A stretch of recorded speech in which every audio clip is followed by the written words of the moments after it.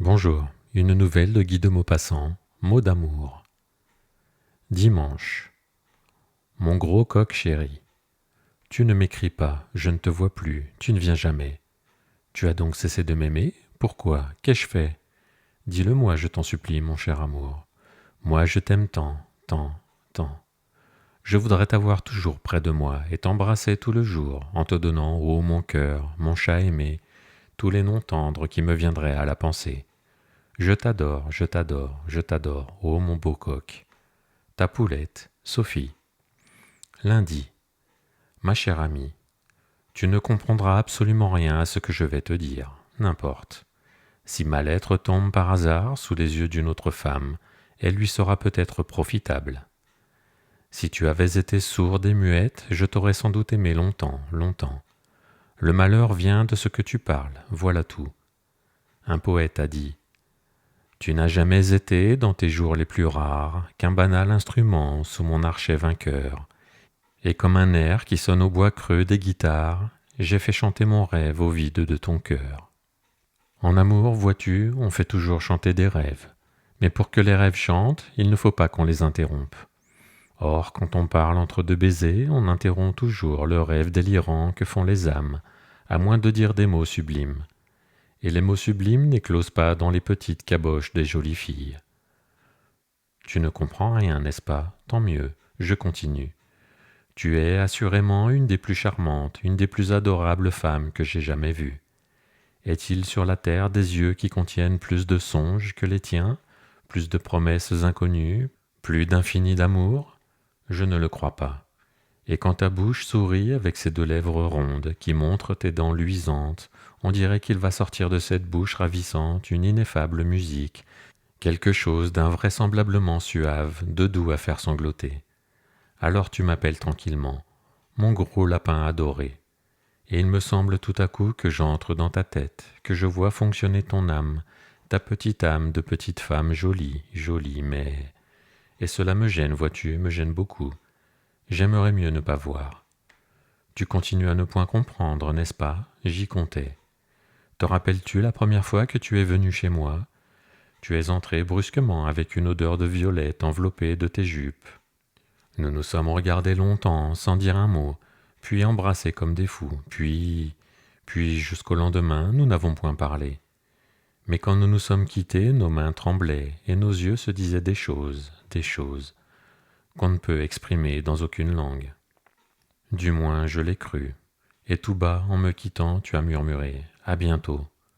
Voilà tout ce que tu as dit, et tu n'imagineras jamais quel enveloppement de rêve tu me laissais, tout ce que j'entrevoyais, tout ce que je croyais deviner en ta pensée. Vois-tu, ma pauvre enfant, pour les hommes pas bêtes, un peu raffinés, un peu supérieurs, l'amour est un instrument si compliqué qu'un rien le détraque.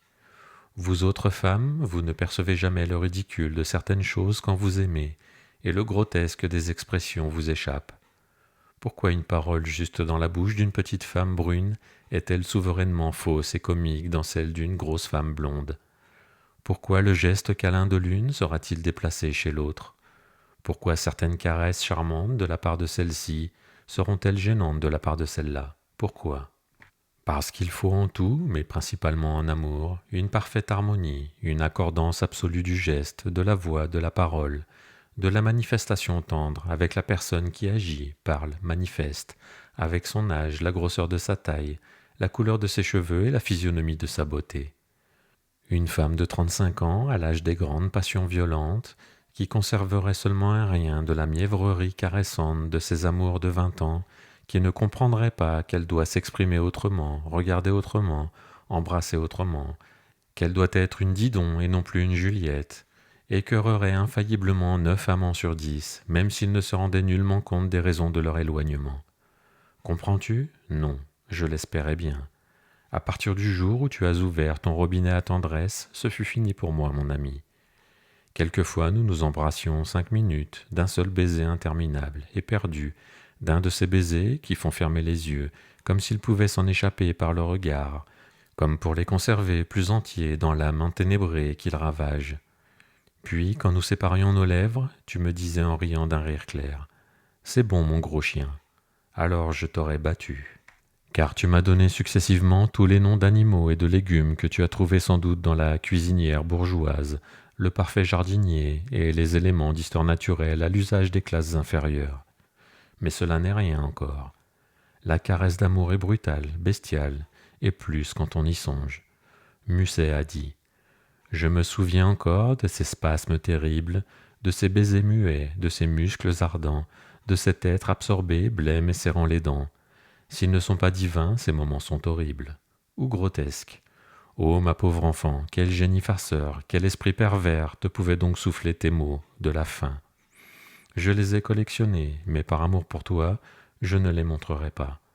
Et puis, tu manquais vraiment d'à-propos, et tu trouvais moyen de lâcher un « je t'aime » exalté en certaines occasions si singulières qu'il me fallait comprimer de furieuses envies de rire. Il est des instants où cette parole-là, « je t'aime », est si déplacée qu'elle en devient inconvenante, sache-le bien. Mais tu ne comprends pas. Bien des femmes aussi ne me comprendront point et me jugeront stupide. Peu m'importe d'ailleurs. Les affamés mangent en gloutons, mais les délicats sont dégoûtés, et ils ont souvent, pour peu de choses, d'invincibles répugnances. Il en est de l'amour comme de la cuisine. Ce que je ne comprends pas, par exemple, c'est que certaines femmes, qui connaissent si bien l'irrésistible séduction des bas de soie fins et brodés, et le charme exquis des nuances, et l'ensorcellement des précieuses dentelles cachées dans la profondeur des toilettes intimes, et la troublante saveur du luxe secret, des dessous raffinés, toutes les subtiles délicatesses des élégances féminines, ne comprennent jamais l'irrésistible dégoût que nous inspirent les paroles déplacées ou niaisement tendres. Un mot brutal parfois fait merveille, fouette la chair, fait bondir le cœur. Ceux-là sont permis aux heures de combat. Celui de Cambronne n'est-il pas sublime? Rien ne choque qui vient à temps. Mais il faut savoir se taire et éviter en certains moments les phrases à la Paul de Kock. Et je t'embrasse passionnément, à condition que tu ne diras rien. René.